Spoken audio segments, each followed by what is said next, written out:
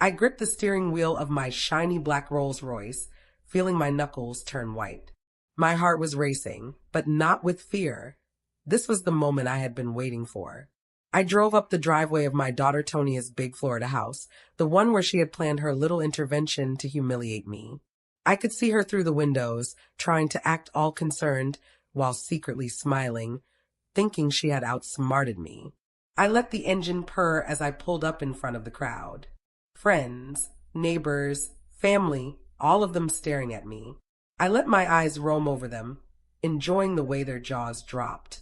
And then I gave a little nod to the two police officers flanking my car, their uniforms gleaming in the sun. Tonia froze. Her perfectly rehearsed words failed her. "Mom, what is this?" she stammered. I smiled, a slow, satisfied smile. "Oh, Tonia, remember all those vintage cars you sold for fun?" I nodded toward the officers. "Turns out you were selling my collection to feed your little drug habit. And I made sure the right people were watching." The crowd gasped. I saw some of them whispering to each other, trying to process what they were seeing. I opened the glove compartment of the rolls, revealing stacks of documents, receipts, and photographs, proof of everything. My eyes locked on Tonia's, and I felt that familiar thrill.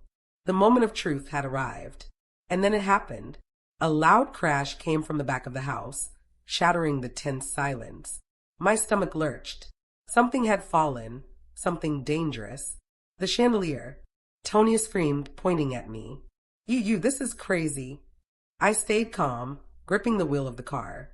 My mind was racing, but I didn't let it show. Years of betrayal had taught me patience. I had to stay in control, no matter what chaos unfolded. I took a deep breath, letting myself remember how I got here. I'm Mary, 65, sharp as a tack, and proud owner of a vintage car collection that people in Miami still talk about. My Rolls Royce, my Aston Martin, my Cadillacs, they were my babies. I had spent decades finding, restoring, and protecting them. Tonia had been my daughter, once my little girl. But she had changed. Her greed and addiction turned her into someone I barely recognized. She began sneaking my cars out, selling them for drugs, and telling everyone I was losing my mind. Dementia, she called it. I smiled at that. If only she knew how aware I had been. Cynthia, my best friend, had been worried. She had noticed the cars disappearing, the strange behavior. But she didn't know how far Tonia would go. As for me, I had planned every move carefully. I knew patience would be my greatest weapon. I had contacted the police months ago, planted evidence, monitored accounts, recorded her in secret. Every sale, every lie, every betrayal had been documented. And now, at this intervention, I was finally ready to reveal the truth. But then came the crash. Glass and metal rained down and chaos erupted. My heart skipped a beat, not out of fear, but anticipation. Someone was hiding in the house. Someone who shouldn't have been there. I stayed behind the wheel, watching. People were screaming and running. Tonia's face was white as chalk, her lips trembling. She had no idea what was about to hit her. I leaned back, savoring the moment. Betrayal had been my companion for months. But revenge? Revenge was sweet, and I had the perfect plan. And yet, my instincts told me someone was still in the shadows. Someone who might ruin everything. I clenched my fists. Whatever came next, I was ready. Hello, everyone. Welcome to today's video. Let me know where you're watching from. You don't know. You might get a shout out in our next story. And don't forget to like and subscribe if you love stories like this. Trust me, you don't want to miss what happens next.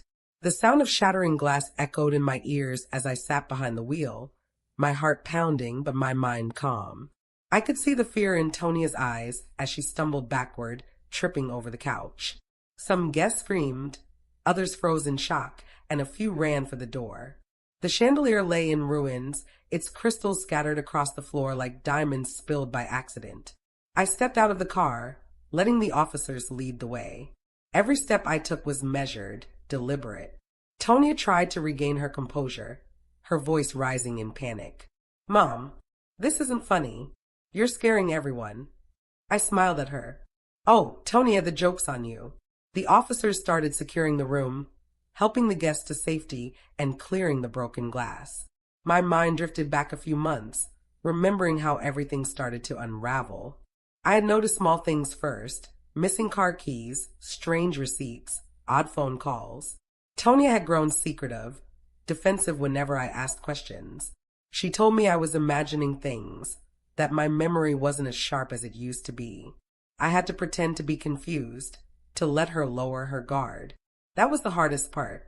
Pretending to forget, smiling when she lied right to my face. Every lie she told, I quietly recorded.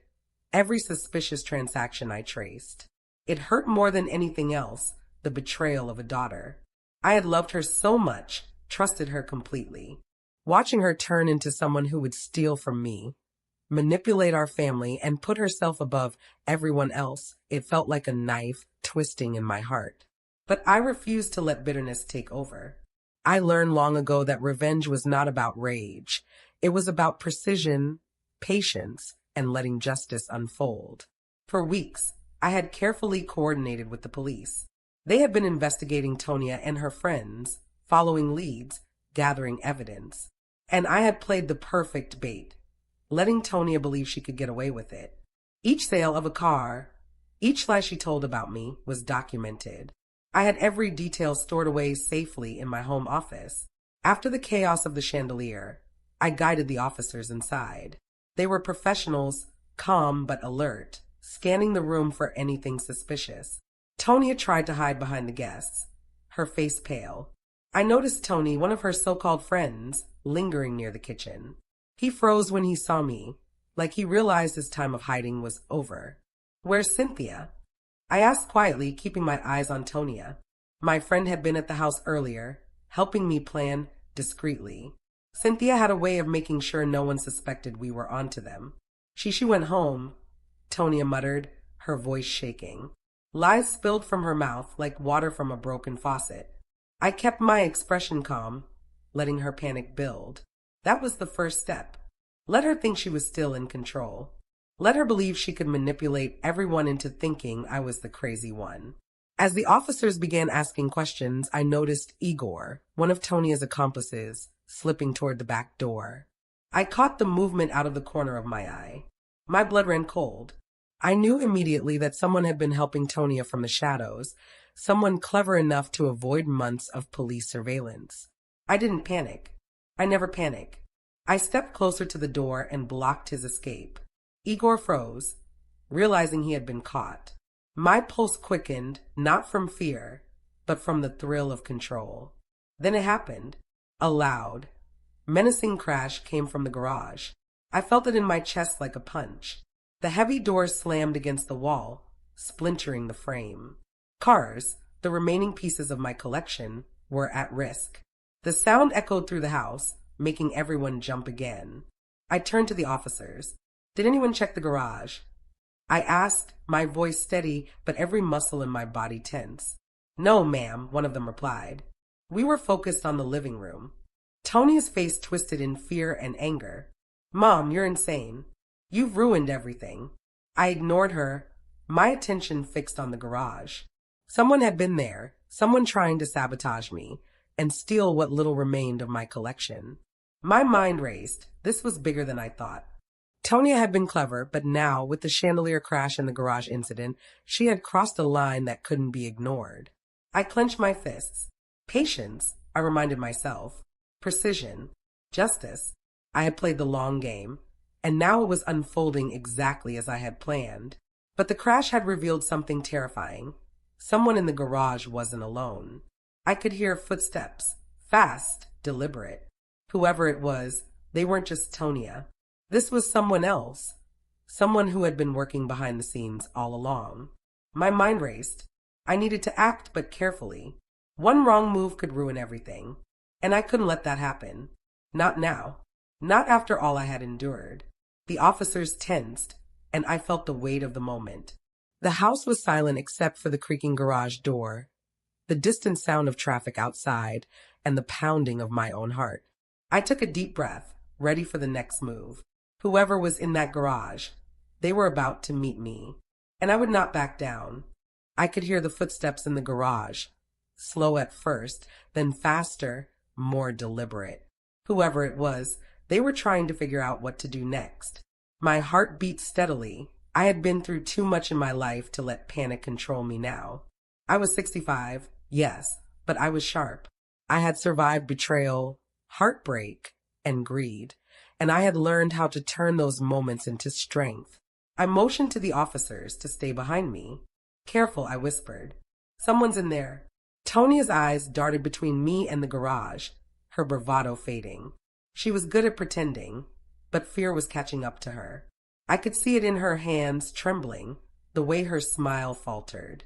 For years, she had lied to everyone, telling them I was losing my mind, that I couldn't remember things. Now she was learning the truth. I remembered everything, and I had been planning this moment for months. I stepped toward the garage, my shoes clicking softly against the floor. The smell of oil and dust hit me as I opened the heavy doors slowly, just enough to peek inside. There he was, Igor, Tonia's friend and accomplice, crouched near the back of the garage, trying to lift something heavy. My vintage Cadillac, the one Tonia had promised she wouldn't touch anymore, was in his hands. He froze the moment he saw me. "You shouldn't have done this," I said calmly, my voice cutting through the tension like a knife. "Stealing from me from your own family, it doesn't end well." He opened his mouth to speak, but stuttered and nothing came out.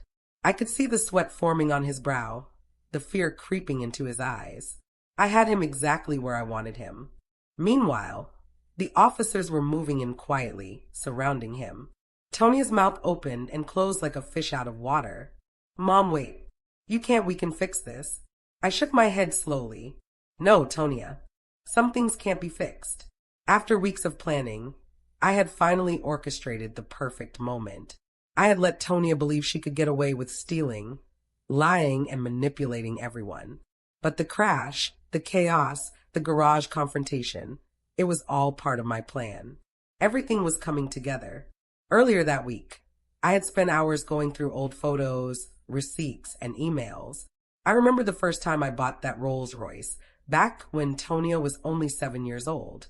I had told her, "One day you'll understand why we save the things we love, even if everyone else doesn't see their value." At the time, she had rolled her eyes and said something about wanting a car that goes fast. I hadn't imagined that years later, she'd try to sell my collection for her addiction. But now, I wasn't thinking about the past. I was focused on the present and the immediate threat. Igor was frozen in fear, and Tonia was struggling to regain her composure. My heart was steady, but my mind was racing, calculating the next steps. I took another careful step forward, making sure the officers had a clear path to intercept him if he made a sudden move. My voice was firm but calm. "Step away from the car, Igor." Now. He hesitated, then slowly obeyed. I could see the tension in his shoulders, the way his hands shook. This was the moment when all the deceit and theft he had committed collided with reality. Just as the officers moved closer to secure him, the garage lights flickered violently. The shadows stretched and warped across the walls, and a loud bang echoed through the space. Something heavy, much heavier than the chandelier, had fallen from the ceiling. I jumped back instinctively, my eyes widening. My collection, the part that hadn't been stolen yet, was at risk. Tonia screamed again, her voice high-pitched and panicked. Igor froze, and even the officers flinched. I realized in that instant that the situation was more dangerous than I had anticipated. Someone else could have been lurking in the garage all along. Or perhaps the building itself was compromised from months of neglect. The threat wasn't just Tonia and Igor anymore. It was bigger, and it was unpredictable. My mind raced. I had to stay calm. I had to think. Every moment counted now. One wrong step, one snap of panic, and everything I had built, everything I had fought for could be destroyed. I glanced at the officers, my expression firm. "Keep your distance. And get ready. Something else is coming." The sound of cracking metal filled the garage, the vibration running through the floor beneath my feet. I could feel my heart pounding, but not with fear. This was the moment where I had to act, where precision mattered more than anything else. And then, with a deafening crash, a massive steel beam swung down from the rafters, smashing into the corner of the garage and sending sparks flying across the room. I barely had time to move before the beam hit the ground with a thundering impact, scattering tools and debris everywhere. My breath caught in my throat. The threat was real, immediate, and dangerous, and I could feel the tension in the room spike to a level I hadn't experienced in years. The steel beam slammed into the corner of the garage with a deafening roar, scattering tools and debris across the floor. Sparks flew like tiny fireworks, and my breath caught in my throat, but not from fear. No, fear had no place in me. I was Mary, 65, and I had survived betrayal before. My pulse steadied as I scanned the chaos. Igor froze in place, his face pale, sweat dripping down his temple. Tonia backed away, her hands pressed to her cheeks, wide-eyed and trembling. The officers instinctively raised their voices, instructing everyone to stay back. I stepped forward carefully, my eyes locked on the damaged corner. My precious Cadillac, one of the few cars left untouched, had narrowly escaped. I inhaled slowly, letting the smell of oil, metal, and dust fill my senses. It was a smell I knew well, a smell that reminded me why I had fought so hard to protect my collection. "This isn't over," I said quietly, but firmly, my voice carrying through the chaos. I wanted them to hear it.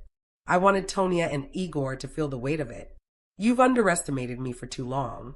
Earlier that week, I had been sorting through old ledgers and photographs, remembering when each car first became part of my life. My Rolls-Royce, a midnight black beauty, had been my first love. I had bought it with Martinez, my late husband, years ago, and restoring it had been one of the happiest times of my life. I remembered the night we drove it along the coast in Miami, the wind whipping through our hair, the city lights shimmering against the hood. Tonia had been 7 then, bouncing in the back seat, asking questions about every button and lever. She had been curious, innocent, and sweet. Now, she was nothing like that little girl. She had traded curiosity and love for greed and drugs. And yet, here I was, ready to show her that no one could take what was mine without consequences. I glanced at the officers. They were professionals, but even they had not anticipated the sudden chaos of the steel beam crash. I knew I had to take control of the situation, both for safety and for my plan to unfold. "Stay calm," I instructed firmly, moving toward the beam. "Nobody touches the cars until we know the area is safe." As I assessed the situation, I noticed something strange, a set of footprints leading away from the beam, deeper into the garage, toward a storage corner I hadn't inspected yet. They were small, deliberate, and careful. Someone had been here, someone hiding, someone waiting for the perfect moment to strike. I felt a chill run down my spine. Tonia hadn't acted alone. I had suspected it for months, but now the evidence was right in front of me. Someone else had been helping her, someone clever enough to stay hidden while she sold the cars, while she lied about my memory. My mind raced as I considered who it could be. Tony? A friend of Igor's? Or maybe someone I hadn't even thought of yet. I could hear Tonia muttering under her breath, trying to regain her composure. "Mom, you're crazy. This isn't real." I shook my head slowly. "This is very real, Tonia. You spent months trying to steal from me, lie about me, and manipulate everyone around us. But I've remembered everything. I've watched everything. And now it's time to pay attention." I took a careful step toward the storage corner, signaling to the officers to follow. Igor's gaze darted nervously between me and the corner, and I could see panic building in his posture. Tonia's lips trembled as she whispered something I couldn't quite hear, probably a desperate excuse or a plea. Then, as I rounded the corner, I saw it. A shadow moved quickly out of the corner of my eye. I spun toward it, my heart pounding with anticipation. Before I could react further, a loud crash erupted from the other side of the garage. One of my beloved cars, an antique Cadillac convertible, had tipped over, its front bumper smashing against the wall. The metal groaned, the windshield shattered, and glass flew in every direction. My breath caught in my throat. I could feel the heat of adrenaline rushing through me, but I didn't falter. I had survived heartbreak, betrayal, and greed before, and I would survive this. But now, the stakes had grown higher than ever. Someone was clearly in the garage with us, someone willing to destroy everything to escape, or fight back. My mind raced, trying to anticipate their next move. And yet, amidst the chaos, I felt a strange calm. I had been preparing for months for this moment, and every betrayal, every stolen car, every lie had led me here. I tightened my grip on the steel beam I had moved aside, ready to protect my collection and face whoever was hiding in the shadows. And then a voice whispered from the darkness, chilling me to the bone. "Mary, you shouldn't have come here." The whisper from the shadows sent a shiver down my spine. "Mary, you shouldn't have come here." The voice was low, deliberate, and terrifyingly familiar. I froze for a moment, letting my eyes adjust to the dim lighting of the garage. Every muscle in my body tensed, but my mind stayed sharp. I had faced betrayal before, but now it felt like betrayal had a heartbeat, and it was right in front of me. I took a slow, steady breath and stepped toward the sound. "Show yourself," I said, my voice calm but firm. "I'm not afraid of you. You've stolen, lied, and manipulated long enough." From the corner of the garage, a figure stepped forward. My eyes widened. It was Tony, one of Tonia's so-called friends, someone I had never trusted completely. He had been hiding in the shadows, watching, waiting for the perfect moment to help Tonia. His face was pale, his hands trembling slightly as he realized I had discovered him. You set me up," he shouted, stepping back nervously. "I didn't do anything wrong." I smiled, though there was no humor in it. "Tony, don't make me laugh. I've known everything. Every car you moved, every lie you told, every moment you thought I didn't notice, I saw it. I remembered it. And now you're going to pay attention."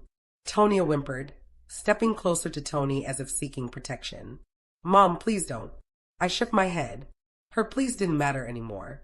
I had been patient for months, and the moment of reckoning had arrived. But I didn't act recklessly. I had to keep control, and control meant observing, letting fear settle into their bones. The officers moved carefully, circling Tony, making sure he couldn't escape. I noticed Igor in the corner, sweating, gripping his arms, trying to look smaller than he actually was. I could see the panic building in both of them. Good. They needed to feel the consequences of their actions. Earlier that week, I had been thinking about how Tonia had changed over the years. Once she had been curious about cars, excited when I explained how each engine worked. She used to sit with me in the garage for hours, asking endless questions, fascinated by every detail. But somewhere along the way, greed and addiction had replaced curiosity and love. I remembered those days as I stood in the wreckage of my garage, surrounded by broken glass, sparks, and chaos. The memories fueled my resolve. I had loved her, trusted her, and even given her chances when she didn't deserve them. But now was about justice. I moved closer to Tony, my eyes never leaving his. "You've hidden here, thinking you were clever. But clever isn't enough. Not against me." He swallowed hard, his voice shaking. I was just helping her. I didn't know she'd go this far." I shook my head slowly. "Helping her? No, Tony. You were part of the plan. You've been helping her steal my collection, lie about my memory, and fool everyone around you. And now I let the words hang, letting fear grow in the space between us. You're going to face the truth." The less extreme moments of this encounter, Tony's pleading, Tonia's whining, the officers securing the garage, gave me just enough time to notice other details. Small clues I had missed earlier, a dropped wallet, a series of receipts, a phone tucked behind some boxes. Each detail confirmed everything I had suspected. There had been more than one accomplice, and they had been meticulous. I was about to move toward the phone when another sound made me freeze. A faint clicking noise, metallic, coming from the back corner of the garage. My heart skipped a beat. Someone else was here. Someone I hadn't accounted for. I signaled the officers to stay back and crept closer to the sound, my senses on high alert. My mind raced through every possibility. Who else could it be? Who else would risk coming here after all this chaos? Then I saw it, a figure slipping between the cars, trying to move without being noticed. It was small, wiry, and fast. And in a flash, I realized the truth. This was not Tony, not Igor, not Tonia. This was someone entirely unexpected. Before I could react, the figure lunged toward the remaining vintage cars, trying to grab something. A rare, limited edition Aston Martin. My instincts kicked in. I lunged forward, shouting, "Stop." The figure froze for a split second, and then, in a terrifying moment, a massive stack of boxes tipped over, crashing down onto the floor, sending dust, glass, and tools flying everywhere. I barely managed to leap out of the way. Sparks flew from a fallen lamp, the sound of metal clanging against metal filled the garage, and the air was thick with dust. Tonya screamed. Tony and Igor scrambled, panic overtaking them completely. And through it all, I realized one terrifying truth. The chaos wasn't over. Whoever was hiding, whoever had been working behind the scenes, they were still in the garage, still trying to ruin everything I had worked for. My pulse quickened, but I didn't falter. I had been patient. I had been precise. And now it was time for the next move. The dust hung thick in the garage, clinging to my skin and making it hard to see. I squinted through the haze, heart steady, mind razor sharp. Whoever had thrown the boxes wasn't done yet. I could feel it. Every instinct in my body screamed that the chaos was far from over. I moved carefully, stepping over shards of glass and debris. "Stay back," I told the officers. "I can handle this." Tonia's voice trembled behind me. "Mom, please, this isn't necessary." I didn't answer her. Police had never worked on the greedy, and they certainly wouldn't work on someone willing to destroy my cars. A shadow darted between the cars again. This time, I could see more clearly. A figure in a black hoodie, small but agile. My mind raced. I recognized that movement, fast, precise, practiced. Whoever this was, they weren't just a friend of Tonia's. They had experience.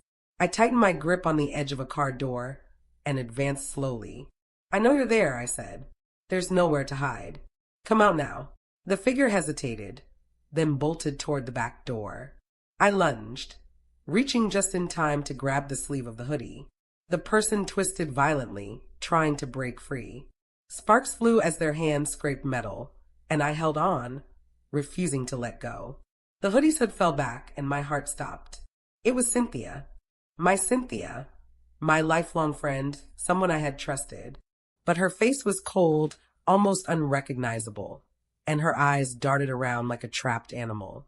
I didn't want this, Mary," she whispered, her voice shaking. "Tonya. She promised she said she needed my help. I didn't think." I felt a surge of disbelief and betrayal.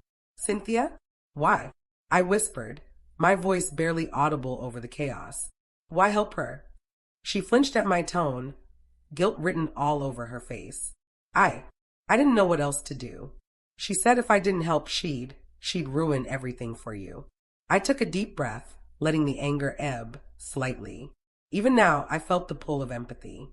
I had been betrayed, yes, but Cynthia wasn't the same as Tonya. She had been caught in a trap of fear and loyalty. Still, I had to stay in control. The officers moved in to secure her while I took a step back, assessing the remaining damage. My garage was a mess, cars scratched, glass everywhere, but the chaos had revealed the truth.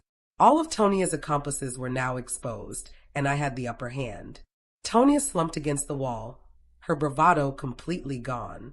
"Mom, I didn't mean for this." I shook my head, tears prickling my eyes, not from sadness, but from the depth of betrayal I had endured. "It doesn't matter what you meant. What matters is what you did." A long silence hung over the garage as everyone caught their breath. I looked around at the wreckage, the overturned boxes, the scattered tools, the dust and sparks from the fallen lights.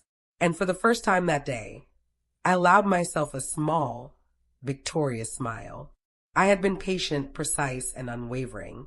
The nightmare Tonya had created was finally coming apart, and I was still standing, stronger than ever.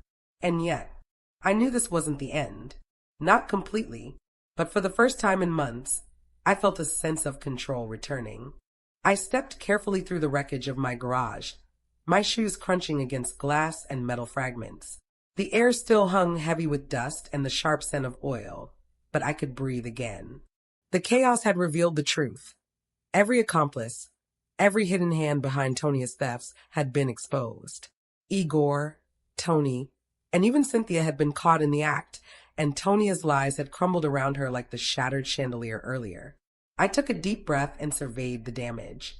My Cadillac, the one Igor had nearly stolen, sat scraped but largely intact. The Aston Martin had rolled slightly, but thankfully it had avoided the worst of the beam's fall.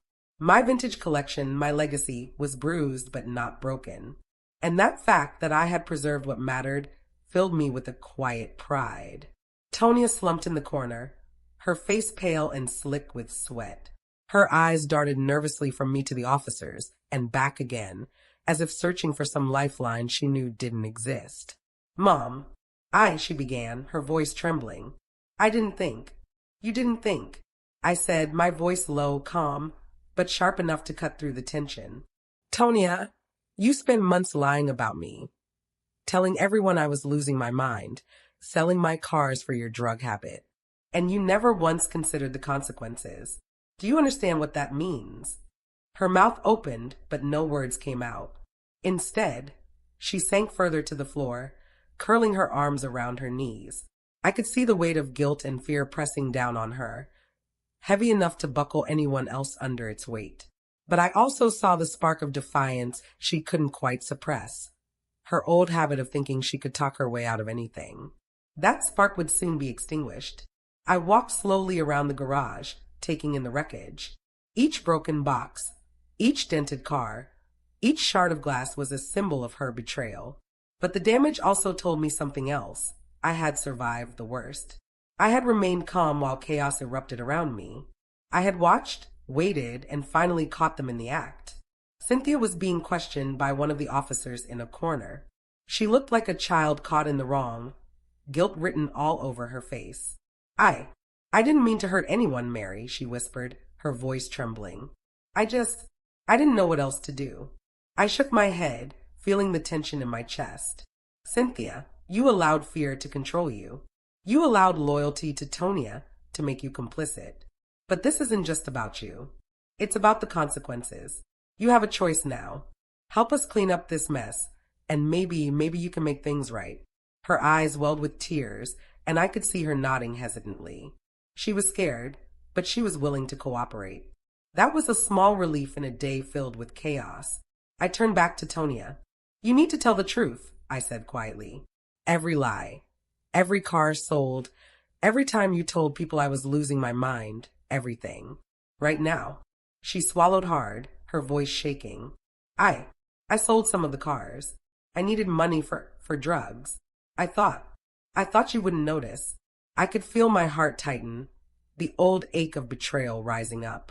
This wasn't just about money. This was about trust, love, and respect, the things she had thrown away carelessly.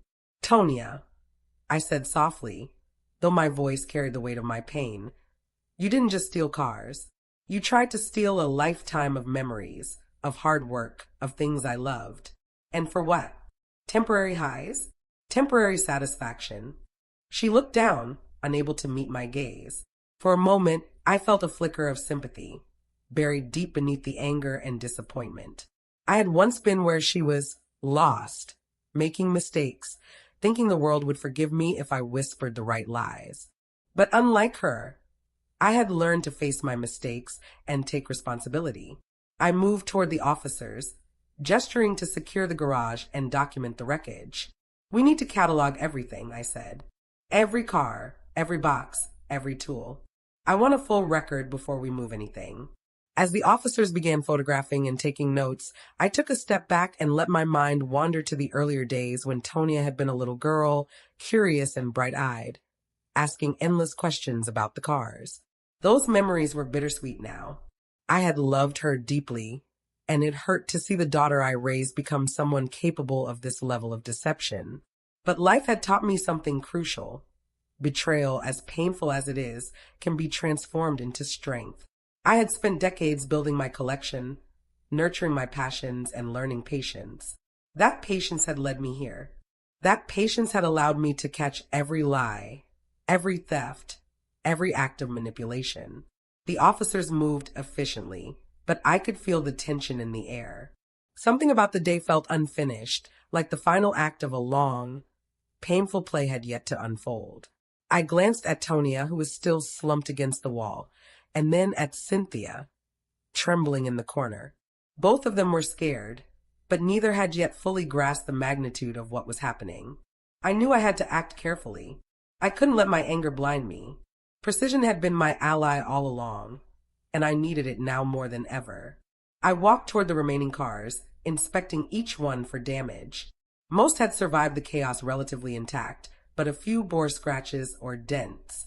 Even as I cataloged the damage, I could feel a plan forming in my mind, a way to reclaim everything that was rightfully mine and ensure justice was served. Then I heard it, a faint clicking noise from the back of the garage, subtle but distinct. My senses sharpened immediately. I had thought all the accomplices were exposed, but that sound suggested someone else might still be hiding, someone who hadn't yet revealed themselves. My pulse quickened, but I stayed calm. I knew the importance of patience, of watching and waiting for the right moment. Whoever it was, they had underestimated me, just as Tonia had done for months. I silently reminded myself, one wrong move from them, and the consequences would be theirs alone. I moved closer to the source of the sound, careful not to disturb the officers or alert anyone prematurely. Every step was deliberate, calculated. I didn't want to make the same mistake Tonia had made, acting out of fear or anger. Control was essential. And then, as I rounded the corner, I saw it. A small door partially hidden behind some boxes, slightly ajar. Faint movement could be seen through the gap. My instincts told me I had found the last piece of this puzzle, the final accomplice who had been hiding in the shadows. I took a slow breath, my mind racing through every possibility. Who could it be? How had they managed to stay hidden this long? And most importantly, what would they do when they realized they had been found? I stepped closer, my hand brushing against the edge of the door. Every instinct screamed caution, but I couldn't hesitate. Not now. Not after everything. I gripped the door handle, ready to reveal whatever or whoever was inside. The air was thick with anticipation, tension crackling like electricity between the walls. I could feel my heartbeat steady, my mind sharp, my patience unwavering.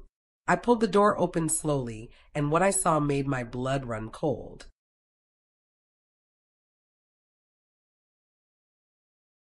My hand tightened on the doorknob, and for a split second I hesitated, not from fear, but from the weight of anticipation. After months of betrayal, months of watching my cars vanish, months of lies and manipulation, I had finally cornered every one of Tonia's accomplices. Everyone except this final, hidden figure.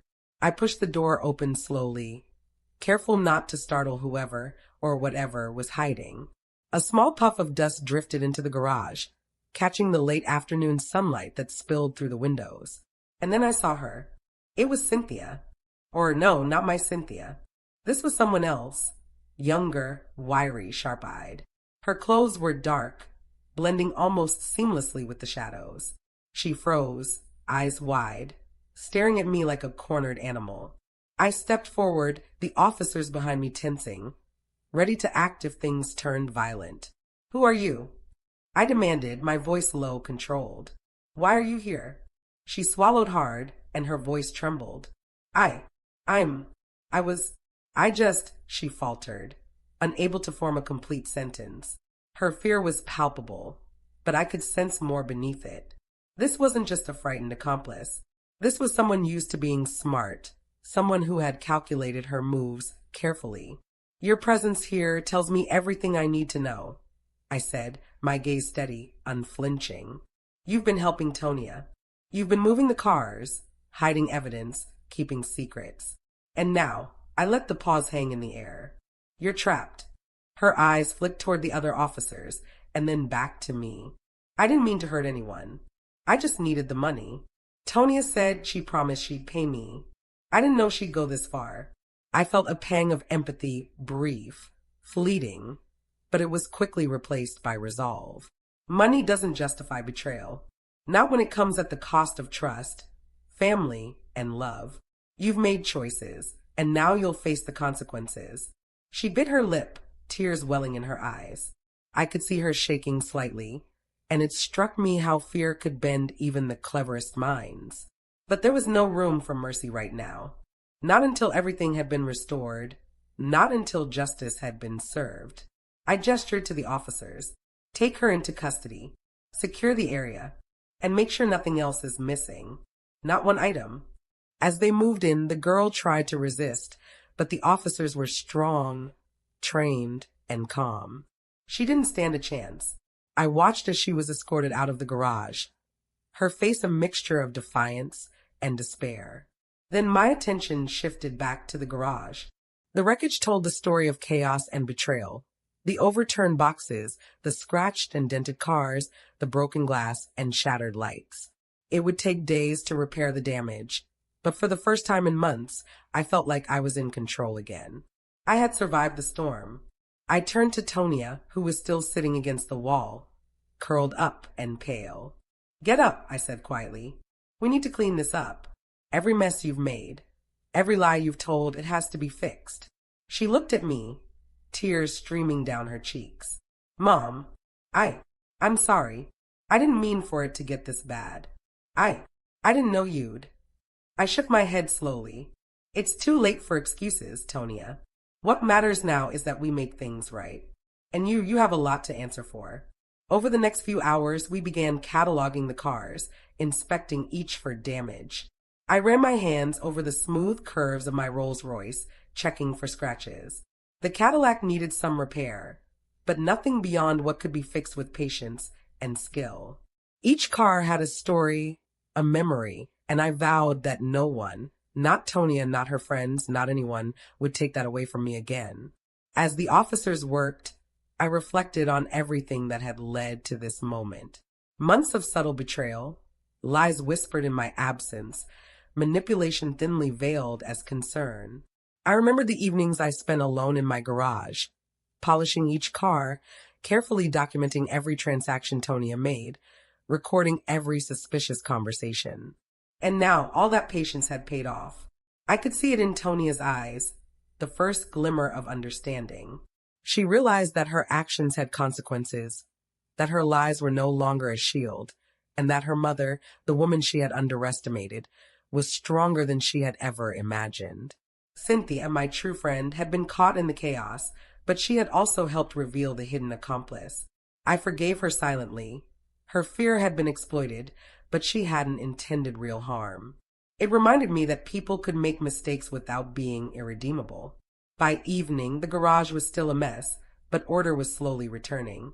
The cars were being inspected and moved carefully, the broken glass swept away, and the officers had secured the last pieces of evidence. I felt a sense of accomplishment, a hard, earned relief that came from facing betrayal head-on and emerging intact. I finally sat in my Rolls-Royce, brushing the dust off the seat. It was still mine, untouched by greed or deceit. I looked out the garage window, seeing the sun dip below the horizon, painting the sky in streaks of gold and orange. Despite the chaos, despite the betrayal, I felt a quiet triumph. Tonia approached slowly, avoiding my gaze. Mom, what now? She asked softly. I met her eyes, my expression calm but firm. Now you make amends. You face the consequences. And you learn that trust, once broken, takes a lifetime to rebuild. She nodded, swallowing hard, and I could see the weight of her actions settling onto her shoulders. It was a hard lesson, but one she would remember. For me, the day had been long and painful, filled with betrayal, heartbreak, and the looming threat of chaos. But it had also been a testament to patience, persistence, and the strength that comes from standing firm in the face of deceit. I had survived, I had reclaimed what was mine, and I had taught those who tried to take advantage of me that no betrayal would go unanswered. And as I started the engine of my Rolls-Royce, feeling the familiar purr beneath me, I knew that while the scars of the day would remain, so would the triumph. I was Mary. I had been betrayed. I had been hurt, but I had not been defeated. The garage was quieter now, though the air still carried the faint scent of oil, dust, and the sharp tang of broken glass. The officers had secured every accomplice, including the last one hiding behind the small storage door.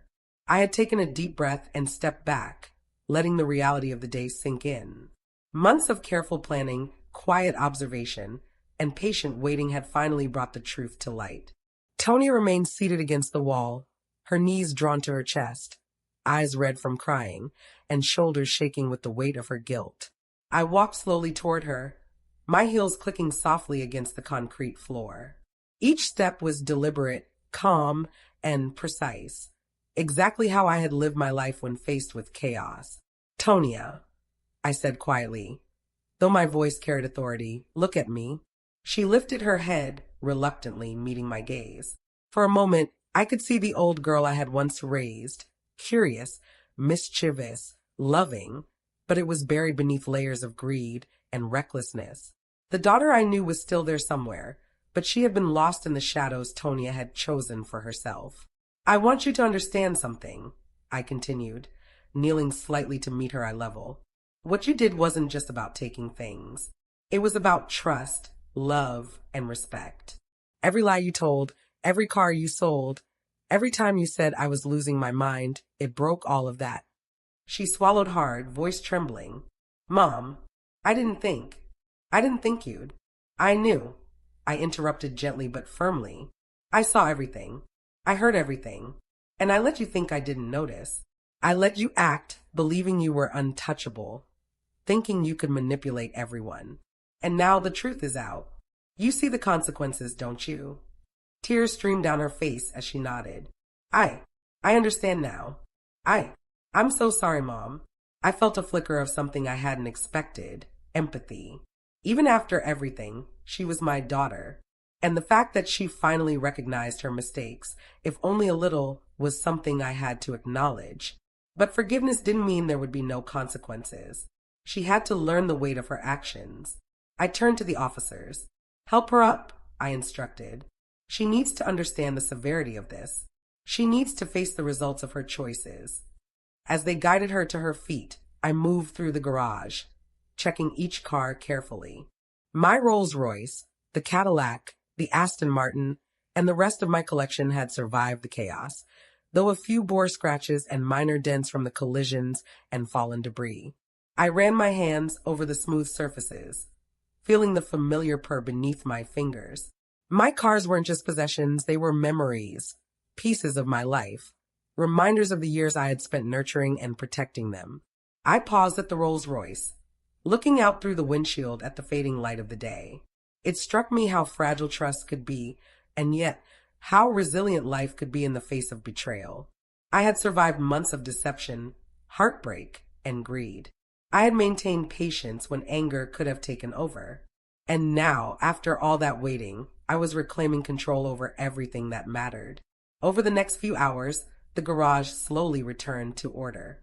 The officers cataloged each vehicle, documenting the damages and ensuring no one could claim ownership of what they had tried to steal.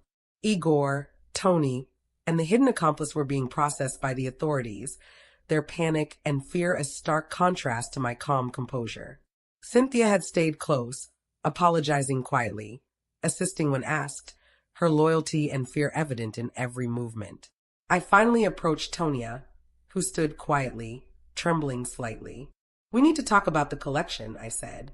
"Every car you sold will need to be recovered, every replacement documented, and you will be responsible for helping make it right." Her face paled, and she nodded silently. I could see her realizing the full magnitude of the chaos she had caused.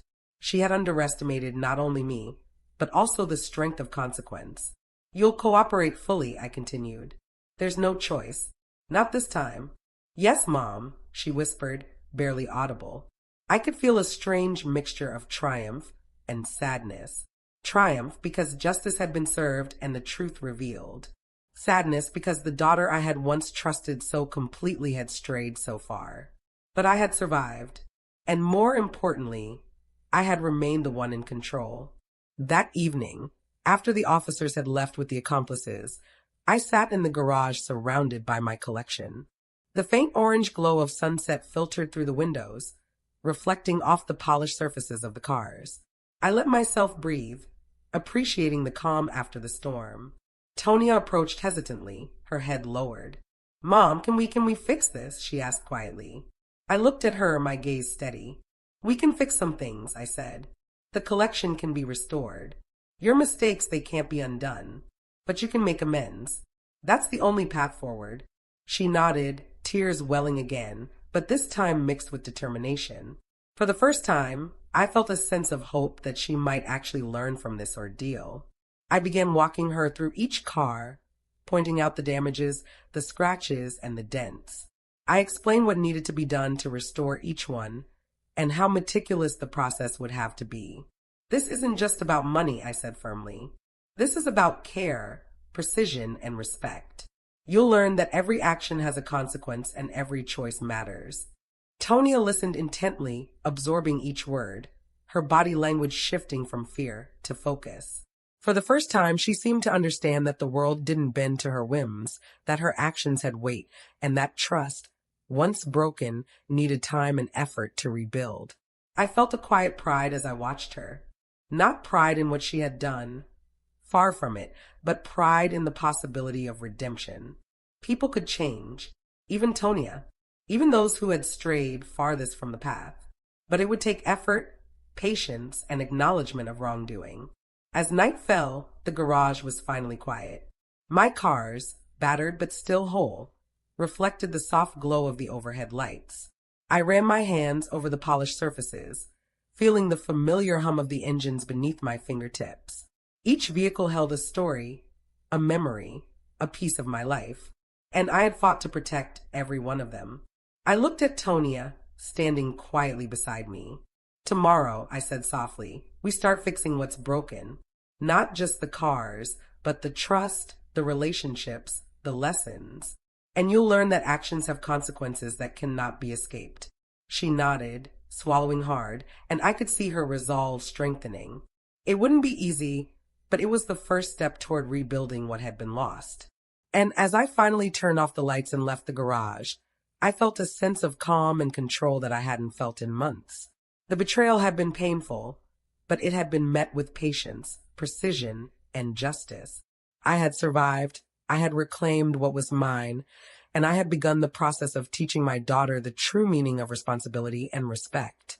I knew the road ahead would be long and difficult, but for the first time, I felt ready to face it. The morning sunlight streamed through the garage windows, casting long golden streaks across the polished hoods of my cars. I stood in the middle of the space, surveying the collection, taking stock of what had survived the chaos of Tonia's betrayal. The scratches and dents were minor compared to what they could have been. My Rolls-Royce gleamed under the soft light, a reminder that patience and vigilance had preserved what mattered most. Tonia shuffled behind me, dragging her feet. Her eyes flicked nervously between the cars, between me, and between the scattered tools and debris. I could see the mix of guilt, fear, and apprehension in her expression. But I also noticed something else, a flicker of curiosity, the same curiosity she had once had as a little girl, asking endless questions about engines and brakes. Mom, she said hesitantly, her voice barely above a whisper. How did you know everything? I smiled faintly, not unkindly, because I watched Tonia. I observe. I remember. And I don't underestimate the people I love, or the ones I need to protect myself from. Her head lowered, and I could see her swallowing hard. I'm so sorry. Sorry isn't enough, I said firmly, my voice soft but unwavering. You need to understand the weight of what you've done. Every car you sold, every lie you told, every time you told people I was losing my mind. Those weren't just mistakes. They were betrayals. And betrayals have consequences. We spent the morning walking through each car, inspecting every scratch, every dent, every small imperfection left from the chaos of the previous day. Tonia listened intently, nodding, occasionally flinching when I pointed out something particularly bad. It was clear she was beginning to grasp the magnitude of her actions. I explained to her the process of restoration, how each car would need careful attention, time, and patience to be returned to its former glory. This isn't just about fixing metal and paint, I said. It's about respect, about learning that what is taken lightly is often the most valuable. You'll work on these cars with me. Every step. You'll understand what it takes to build and maintain something precious." Her face reflected a mixture of dread and awe. I could see the lesson sinking in. Perhaps for the first time, she understood that life had rules that couldn't be bent by lies or shortcuts. After cataloging the cars, I turned my attention to the final task, reclaiming the cars that had already been sold. I had been secretly tracking the buyers and transactions for months, keeping meticulous records. Many of the cars were already in storage or in private collections, but through careful negotiation and the cooperation of law enforcement, I began the process of retrieving each one. Tonia followed behind me, silent but attentive. She was learning not just about the cars, but about responsibility, about accountability, about the consequences of greed. I could see the transformation beginning, small but significant, in her posture and expression. Hours passed. We moved, cleaned, and organized, working side by side. The officers had provided documentation of all the accomplices' arrests, and the garage slowly regained a sense of order. By late afternoon, the last damaged car had been stabilized and secured. I finally allowed myself a moment to breathe. I looked at Tonia and said, "Tomorrow, we'll continue restoring the collection. But today you've seen what happens when you make poor choices. Remember it." She nodded, her eyes glistening. I will, Mom." That evening, I called Martinez, my lawyer, to discuss the final steps for exposing Tonia's theft ring publicly. It was important not just for my own vindication, but to prevent anyone else from falling victim to her schemes.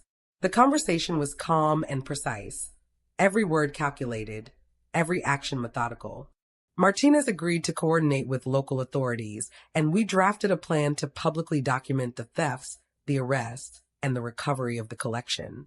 It was time for transparency, justice, and accountability.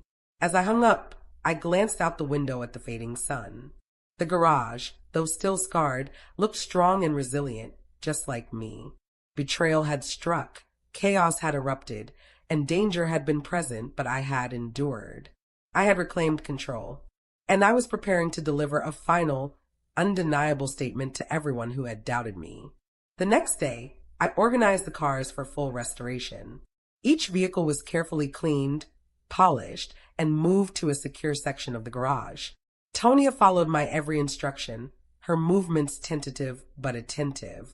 I could see her learning, absorbing not just technical skills but life lessons in patience, accountability, and respect.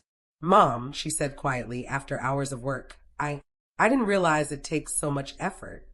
I smiled softly. "Yes, Tonia. Life is like this. Everything worth having takes work, care, and honesty. You've learned that the hard way, but now you can begin to understand it." Later that afternoon, the officers returned with the recovered cars. A convoy of trucks had delivered several of the vehicles Tonia had sold, now in secure storage. I inspected each one carefully, checking the paperwork, confirming every car matched my records. The sense of satisfaction was overwhelming. These cars were mine, fully reclaimed, proof of patience and perseverance. Tonia watched in silence, her expression a mix of awe and remorse. I didn't think," she whispered. "You didn't," I said gently. "But now you see. Actions have consequences. Lies break trust, and redemption requires work. Do you understand?" She nodded, swallowing hard. "Yes, Mom." By evening, the garage was fully secured, the collection accounted for, and the accomplices in custody. I sat in my Rolls-Royce, letting the quiet hum of the engine fill the space. For the first time in months, I felt the weight of relief. I had survived betrayal, chaos, and danger. I had reclaimed what was mine. And I had begun the process of teaching Tonia the value of responsibility, patience, and honesty. As I looked out over the cars, I made a decision. The next step would be the intervention. The moment where everyone who had witnessed Tonia's lies and thefts would see the full truth. It would be public, undeniable, and unforgettable. But it had to be orchestrated perfectly. Every detail mattered. Every move had to be precise. And most importantly, I would arrive in my Rolls-Royce. The very car Tonia had claimed was sold. It would be the ultimate statement, the perfect revelation. The final act was approaching. The intervention, the reckoning, the moment where truth and justice would triumph over lies and betrayal. I allowed myself a small, satisfied smile. Months of patience, observation, and planning had led to this. I was ready, and deep down, I knew that Tonia and everyone else who had doubted me would never forget this day. The morning of the intervention, I woke early, before the sun had fully risen. My heart was steady, but my mind raced with anticipation. Today, everything would come to light. Tonia's lies, her thefts, her manipulations, they would all be exposed. And not just for me, but for everyone who had been deceived along the way. I moved through the garage, inspecting my Rolls Royce one last time. It gleamed under the soft light, polished to perfection, every dent and scratch repaired. This car, my prized possession, would be the centerpiece of today's revelation. It was more than a vehicle. It was a symbol of patience, perseverance, and truth. Tonia hovered near the doorway, her expression tense. "Mom, are you sure this is necessary?" she asked, voice trembling. I looked at her, my gaze unwavering. "Necessary," I repeated softly. "Tonia, this isn't about me. It's about truth. It's about accountability.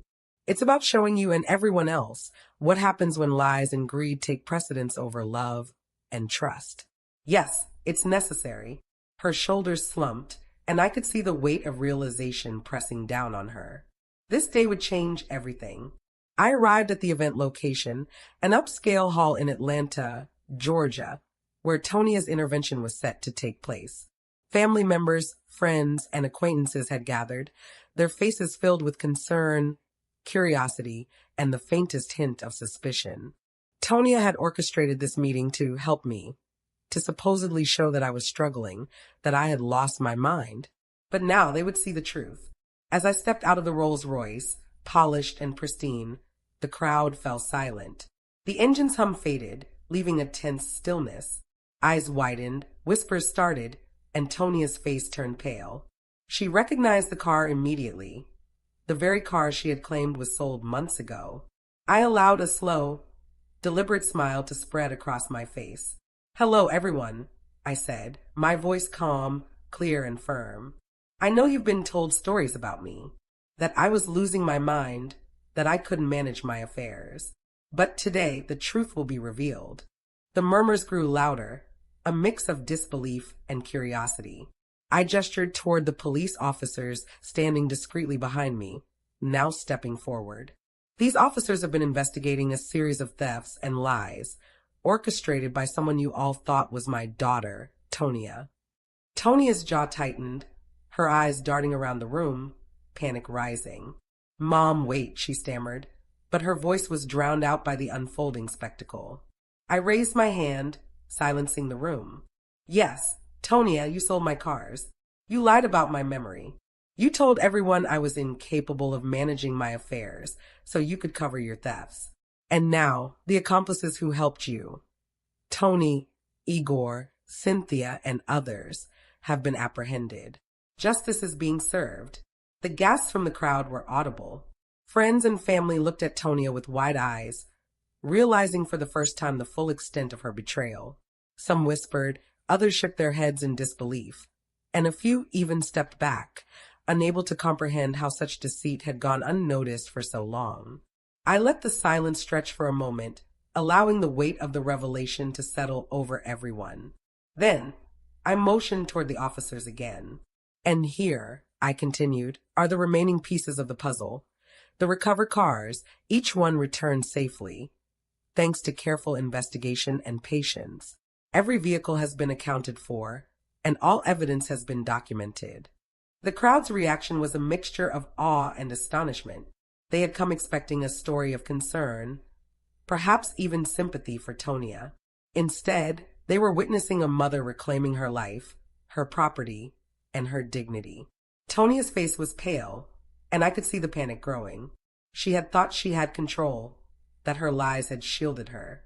But now, she was exposed, her schemes unraveling before an audience that could no longer ignore the truth. I stepped closer to her, my voice soft but commanding. "Tonia, look at everyone here. See the truth.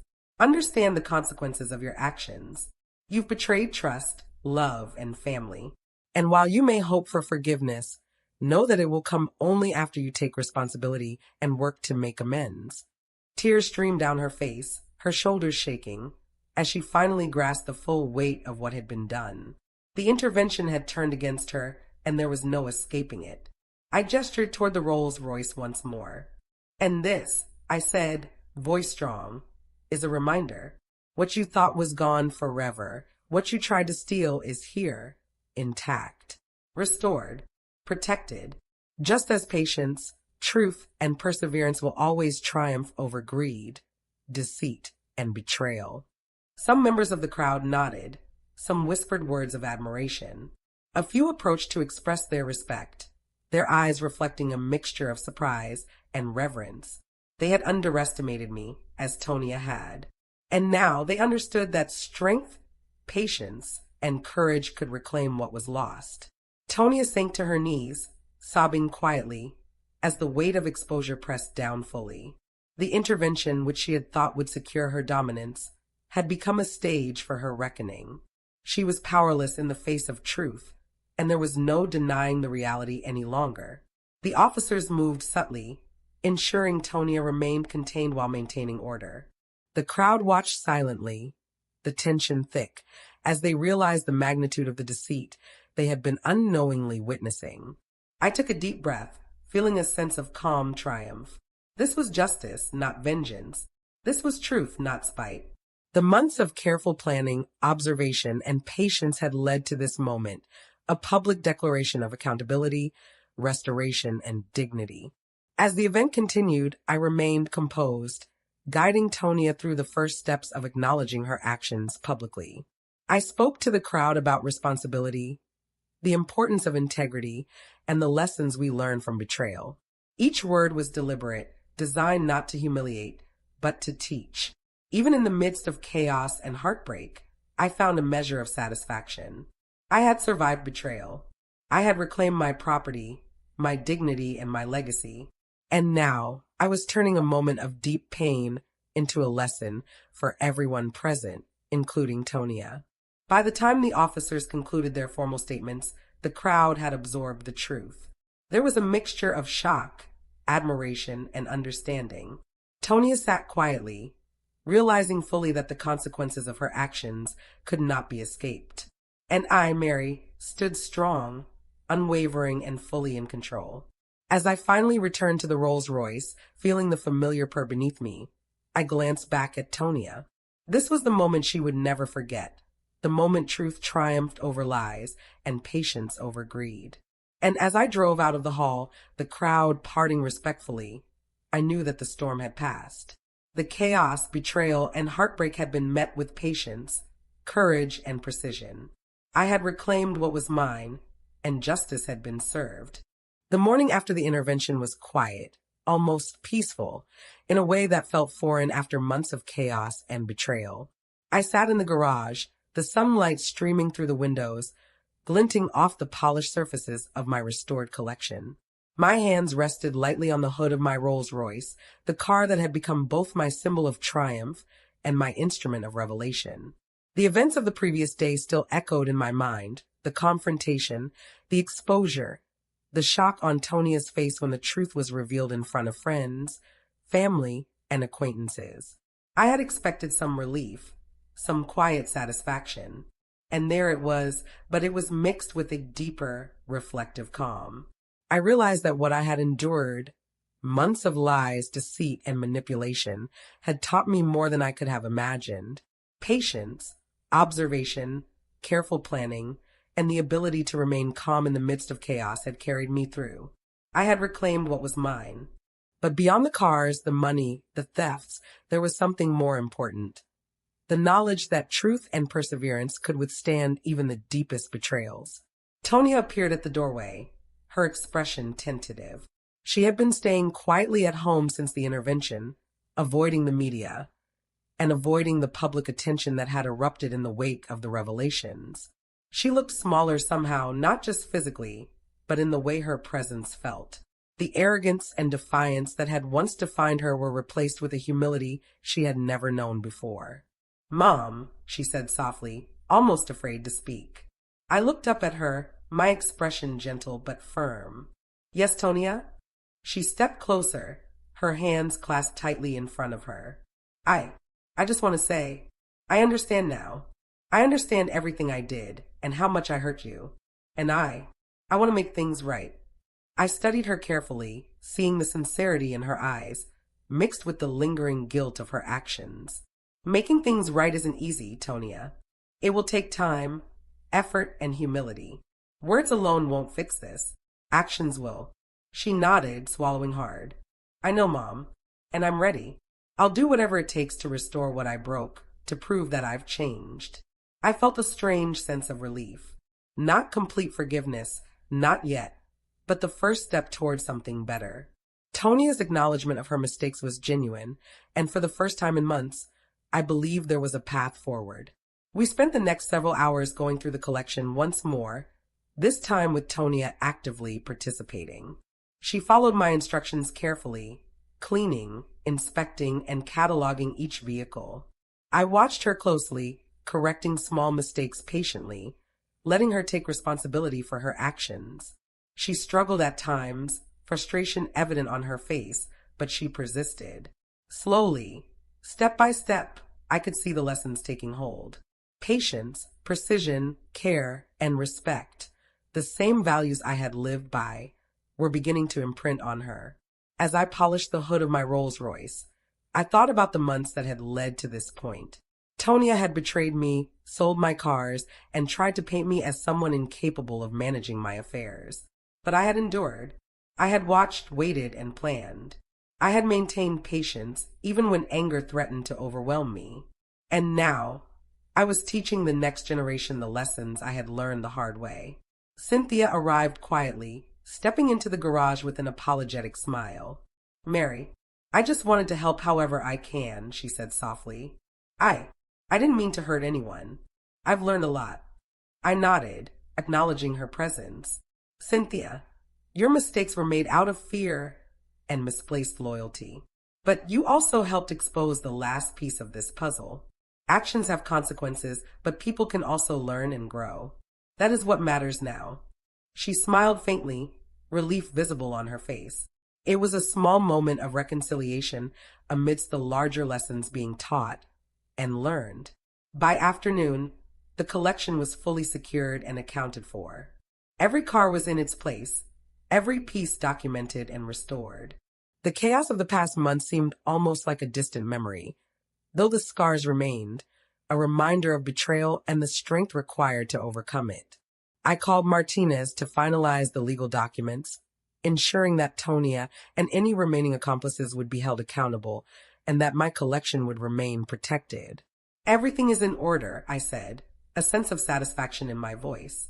The collection is restored and all legal matters have been addressed. I can finally move forward without fear of further deception. Martinez replied, his tone calm and professional. You've done more than most, Mary. Not just reclaiming what was yours, but doing it with patience and integrity. Tonia and the others will learn from this, and the record will be clear. Justice has been served. I hung up, feeling a weight lift from my shoulders. Months of worry, fear, and uncertainty had finally concluded. I had faced betrayal, heartbreak, and danger, and I had emerged stronger, wiser, and victorious. That evening, I invited Tonia to sit with me in the garage one last time before the public attention settled. The cars glimmered under the soft light, a testament to resilience and care. Tonia, I said gently, I want you to remember today, not just the consequences of your actions, but the lessons you've learned. Responsibility, patience, honesty, and care. These are what will carry you through life. Never forget them. She nodded, tears welling again. I won't, Mom. I promise. I reached out, placing a hand on her shoulder. I forgive you, Tonia. But forgiveness isn't enough. You must earn trust back, not just from me, but from everyone you've hurt. And I believe you can, if you stay true to these lessons.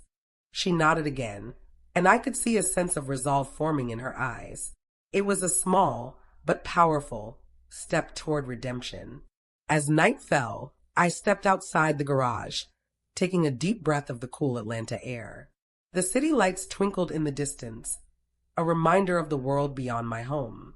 I reflected on the journey I had endured, the betrayal, the heartbreak, the meticulous planning, and the eventual triumph.